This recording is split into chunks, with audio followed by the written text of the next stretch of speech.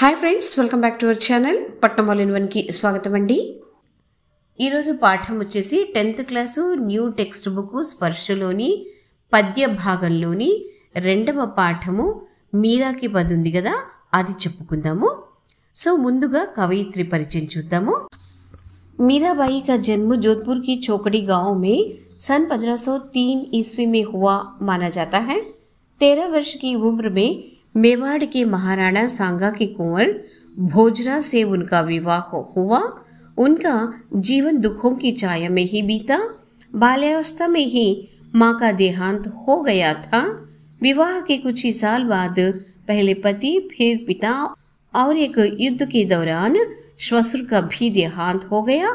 भौतिक जीवन से निराश मीरा ने घर परिवार त्याग दिया और वृंदावन में डेरा डाल पूरी तरह गिरिधर गोपाल कृष्ण के प्रति समर्पित हो गई. ముందుగా కవయిత్రి మీరాబాయిని పరిచయం చేసుకుందాము.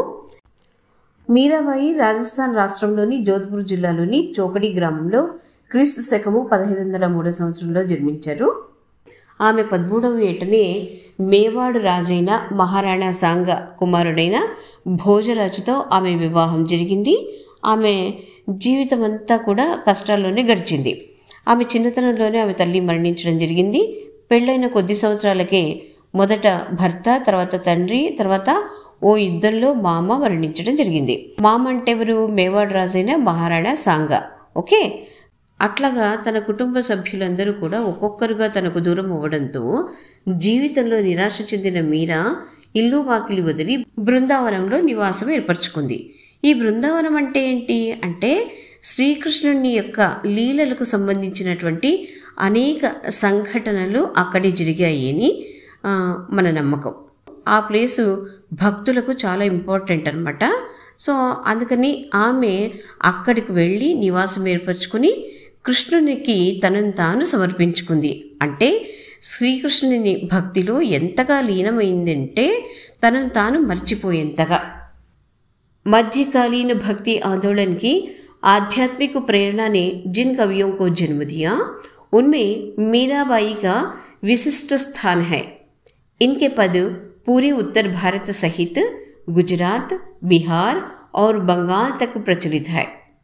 मीरा हिंदी और गुजराती दोनों की कवयित्री मानी जाती है.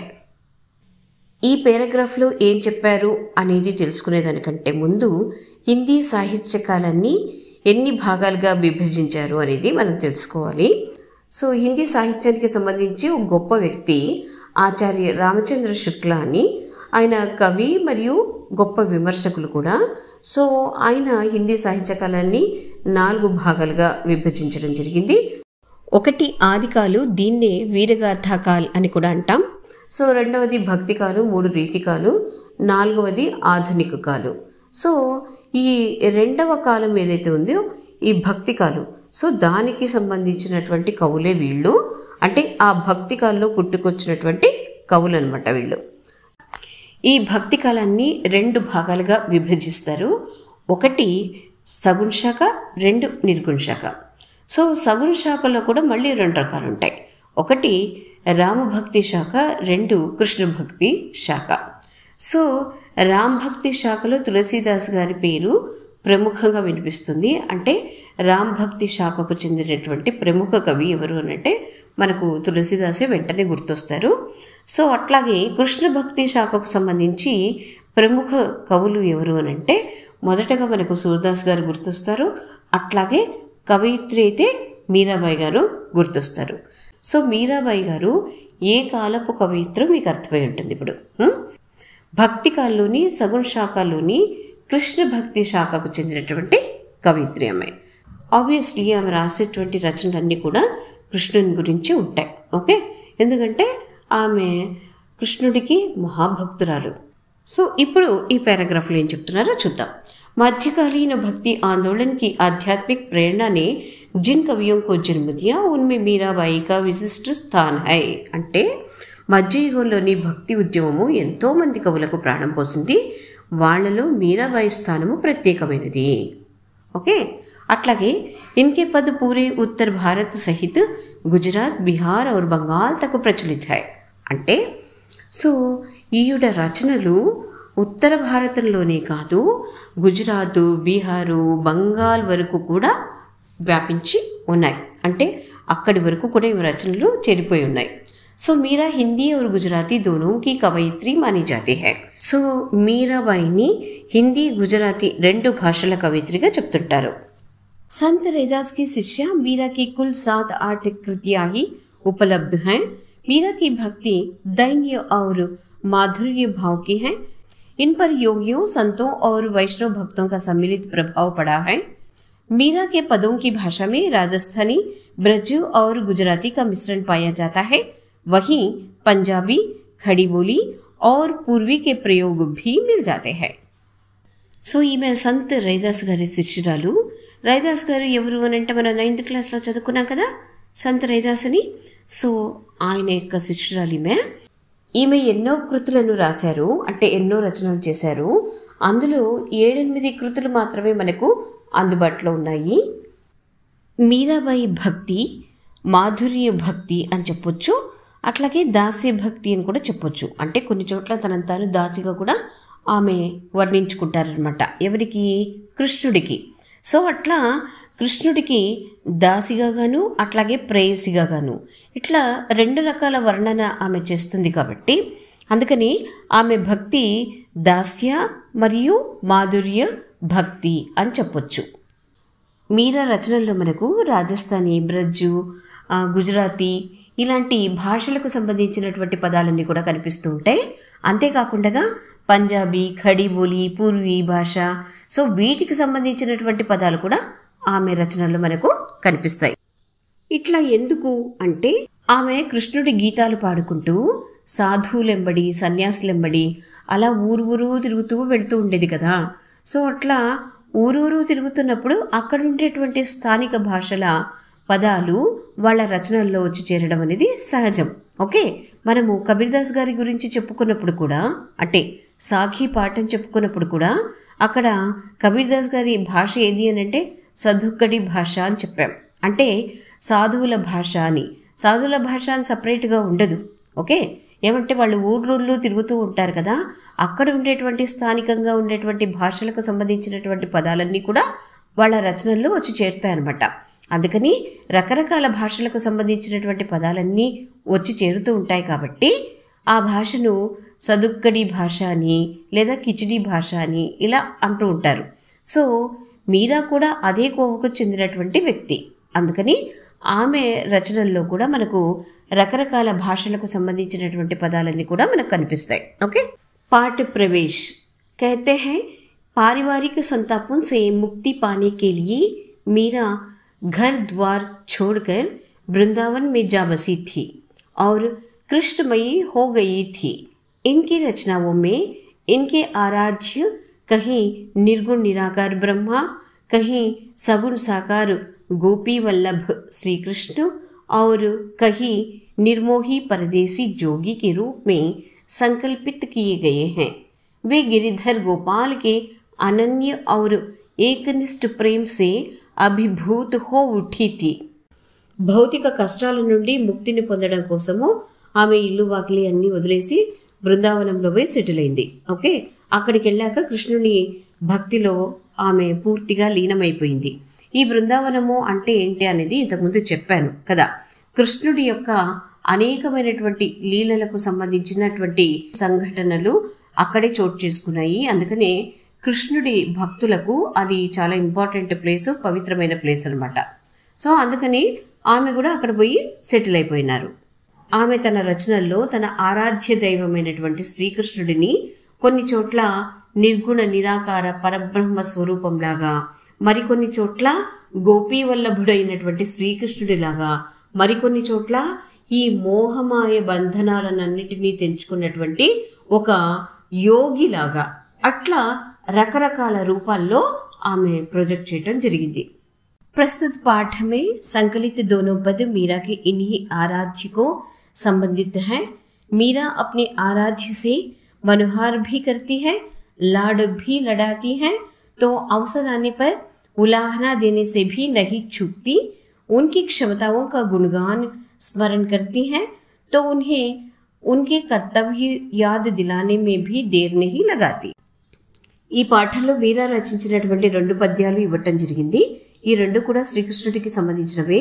మీరా తన శ్రీకృష్ణుడిని బుజ్జగిస్తుంది, లాలిస్తుంది. సందర్భం వచ్చినప్పుడు అతడిపైన ఫిర్యాదులు కూడా అంటే కంప్లైంట్స్ కూడా చేయడంలో వెనకాడదు. అతనిలో ఉండేటువంటి గొప్ప గుణాలను పొగుడుతూ ఉంటుంది. అట్లాగే వాటిని గుర్తు తెచ్చుకుంటూ ఉంటుంది. అట్లాగే భక్తుల పట్ల అతనికి ఉండేటువంటి బాధ్యతలను కూడా గుర్తు చేయడంలో ఆమె ఏమాత్రము ఆలస్యం చేయదు, అంటే ఏమాత్రము సంకోచించదు అని అర్థం. అదనమాట. బుజ్జగించడం, లాలించడము, కంప్లైంట్స్ చేయడము, అట్లాగే అతనిలో ఉండేటువంటి గొప్ప గుణాలను పొగడము. సో ఇవన్నీ కూడా అంటే ఇన్ని రకాల ఫీలింగ్స్ని ఆమె కృష్ణుడి పట్ల ఎలా చూపించగలుగుతుంది అంటే కృష్ణుడిని తన సొంత మనిషిగా ఆమె భావించింది కనుక ఇలాంటి ఫీలింగ్స్ అన్నిటిని కూడా ఆమె వ్యక్తపరచగలుగుతుంది. కృష్ణుడంటే ఆవిడకు ఒక భర్తలాగా, ఒక ప్రియుడిలాగా అన్నమాట. అందుకని ఆమె ఇన్ని రకాల ఫీలింగ్స్ని అతని పట్ల వ్యక్తపరచగలుగుతుంది, చూపించగలుగుతుంది. అది విషయం. ఇప్పుడు పాఠంలోకి వెళ్ళిపోదాము. హరి ఆపు హరో జనరీ భీర్, ద్రౌపది రీ లాజ్ రాఖీ, ఆపు ఢాయో చీర్, భగత్ కారణ రూపు నరహరి, ధర్యో ఆపు శరీర్, బూఢతో గజరాజు రాఖ్యో, కాటి కుంజర పీర్, దాసీ మీరా లాల్ గిరిధర్, హరో మ్యహారీ భీర్. ఇక్కడ హరి అంటే కృష్ణుడు, హరో అంటే తొలగించడం, జనరీ అంటే జనం యొక్క లేదా భక్తుల యొక్క, రీ అంటే కీ అని వేసుకోండి, భీర్ అంటే బాధలు, కష్టాలు, దుఃఖము, ఇలా ఏదైనా వేసుకోవచ్చు. ఓకే.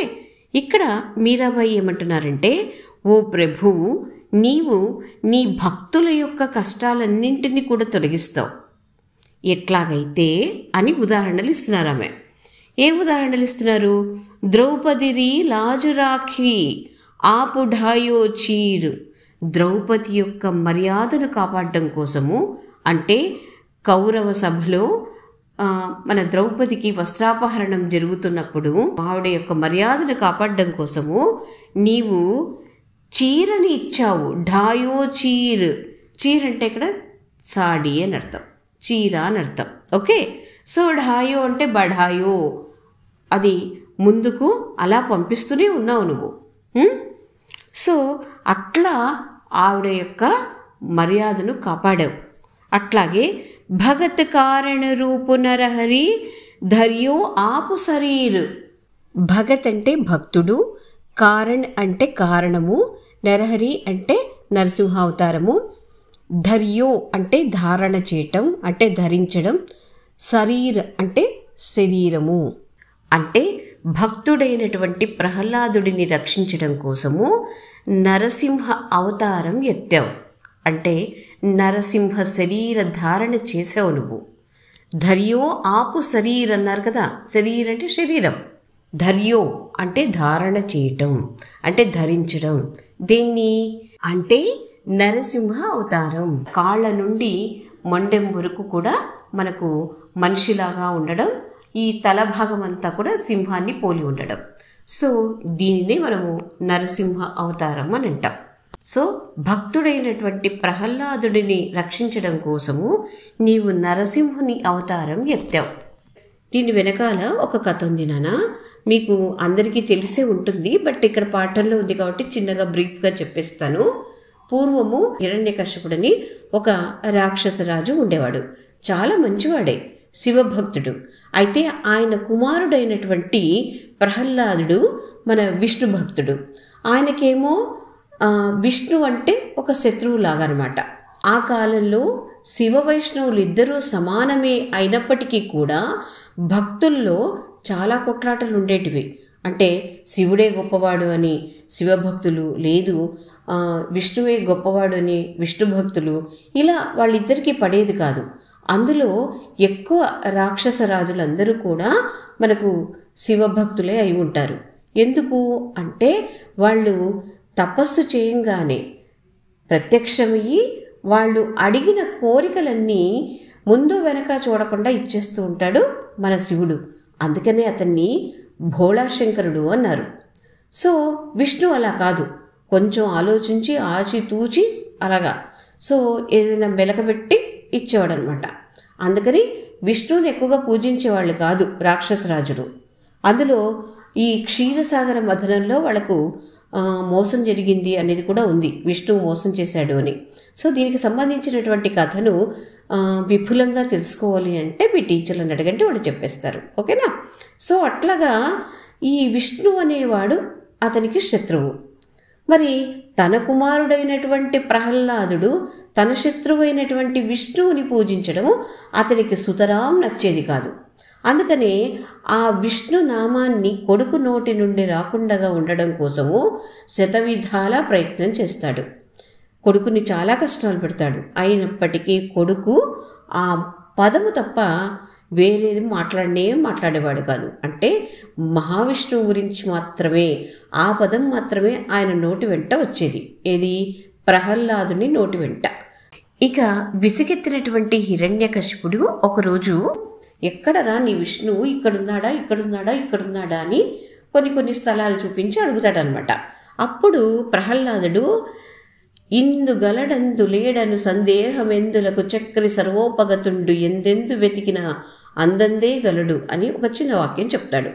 అంటే ఇక్కడున్నాడు అక్కడ లేడు, అక్కడున్నాడు ఇక్కడ లేడు, ఇలాంటివన్నీ లేదు. చక్రి అంటే చక్రము చేత కలిగిన వాడు అని అర్థం. అంటే మహావిష్ణువు అని అర్థం. సో విష్ణువు ఎక్కడైనా కూడా ఉంటాడు. ఇక్కడున్నాడు అక్కడ లేడు అని చెప్పడానికి లేదు, ఆయన సర్వాంతర్యామి అని కొడుకు చెప్పేసరికి కోపంతో ఆయన ఈ స్తంభంలో ఉన్నాడా అని అడుగుతారు. ఓ, అక్కడ కూడా ఉంటాడు అని అంటే, సరే ఈ స్తంభాన్ని పగలగొడతాను, నీ చక్రి వస్తాడేమో చూద్దాం అని అంటాడు హిరణ్యకశిపుడు. అప్పుడు ఆగ్రహించినటువంటి మహావిష్ణువు అక్కడ నరసింహావతారంలో ప్రత్యక్షం అవుతాడు. కోపగించినటువంటి మహావిష్ణువు హిరణ్యకశిపుడిని పట్టుకుని చంపేస్తాడు.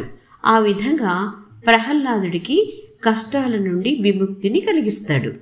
అంటే భక్తుడైనటువంటి ప్రహ్లాదుడిని రక్షించడం కోసము నరసింహ అవతారం ఎత్తావు అని అంటుంది మీరా. నెక్స్ట్ ఇంకా ఏం చెప్తున్నారో చూడండి. బూఢతో గజరాజు రాఖ్యో కాటి కుంజరు పీర్. బూఢతో అంటే ముసలివాడైన, గజరాజ్ అంటే ఏనుగుల మందకు లీడరు, రాఖ్యో అంటే రక్షించడము, కాటి అంటే సంహరించడం లేదా తొలగించడం, 2 అర్థాలను కూడా తీసుకోవచ్చు.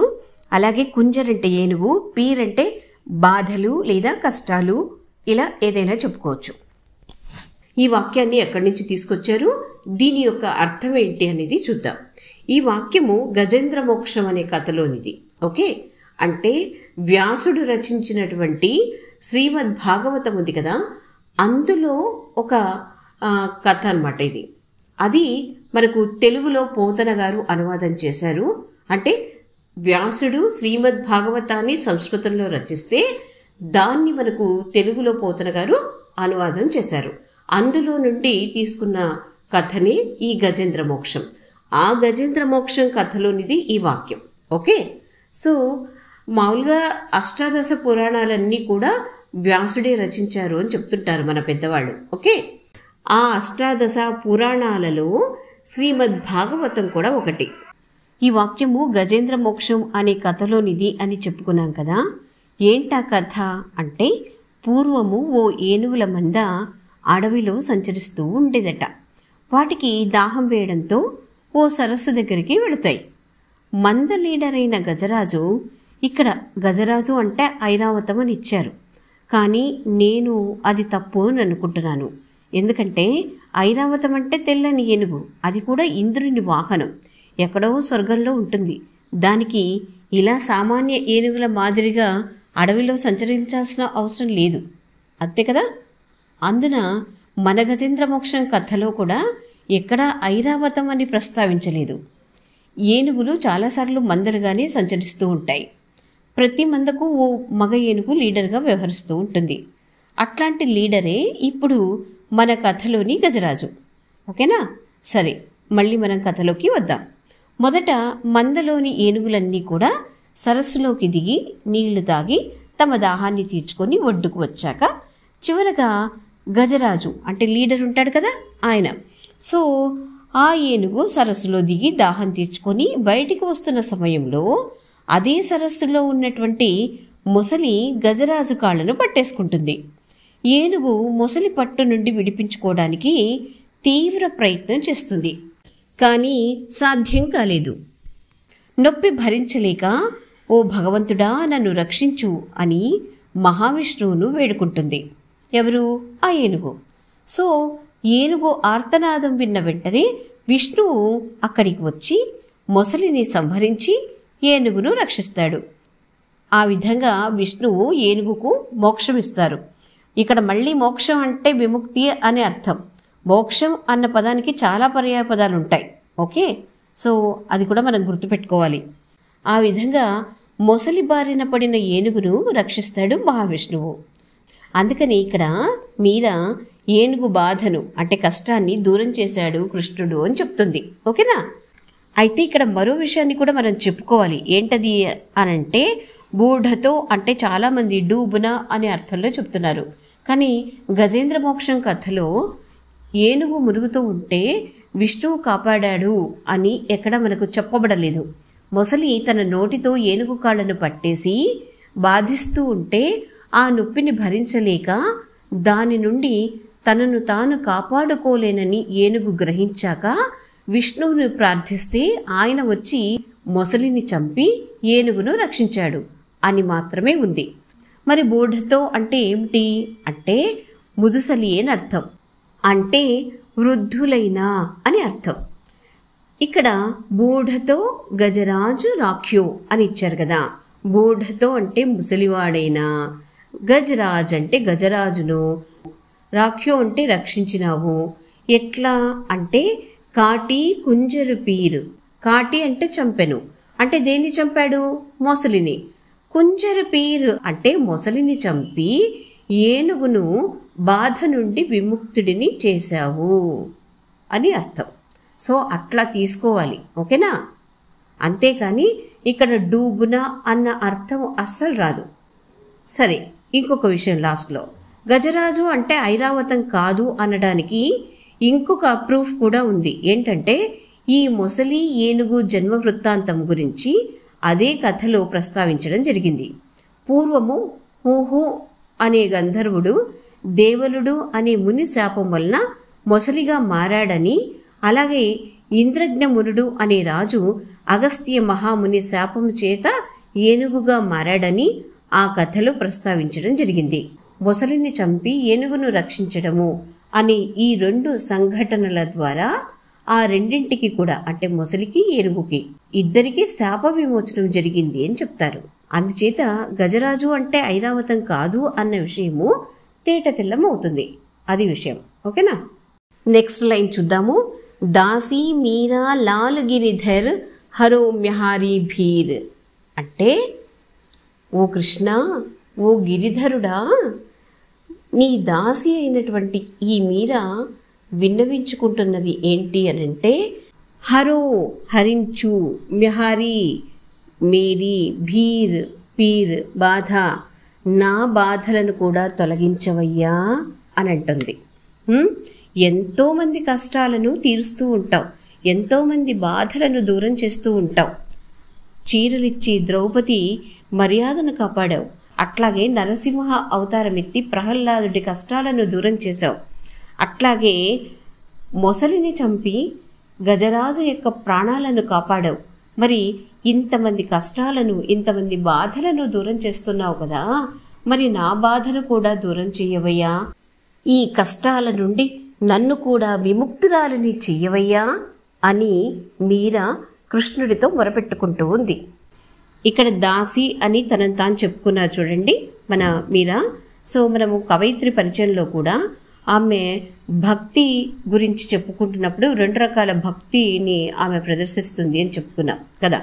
ఒకటి దాస్య భక్తి, రెండు మాధుర్య భక్తి. చూడండి ఇక్కడ తనను తాను దాసిగా చెప్పుకున్నారు. సో కొన్ని సందర్భాలలో ఆవిడ శ్రీకృష్ణుడి పట్ల దాస్య భక్తిని, కొన్ని సందర్భాలలో శ్రీకృష్ణుడి పట్ల మాధుర్య భక్తిని ప్రదర్శిస్తూ ఉంటారు. ఓకే, సో ఇదండి మీరా కే పద్ ఈ పాఠానికి సంబంధించిన కవయిత్రి పరిచయము, అలాగే మొదటి పద్యం యొక్క భావాన్ని మనం తెలుసుకున్నాము. రెండవ పద్యం యొక్క భావాన్ని మనము నెక్స్ట్ వీడియోలో తెలుసుకుందాము. ఈ వీడియో నచ్చితే వెంటనే లైక్ ఇవ్వండి, అలాగే మీ ఫ్రెండ్స్ కూడా షేర్ చేయండి. ఓకేనా?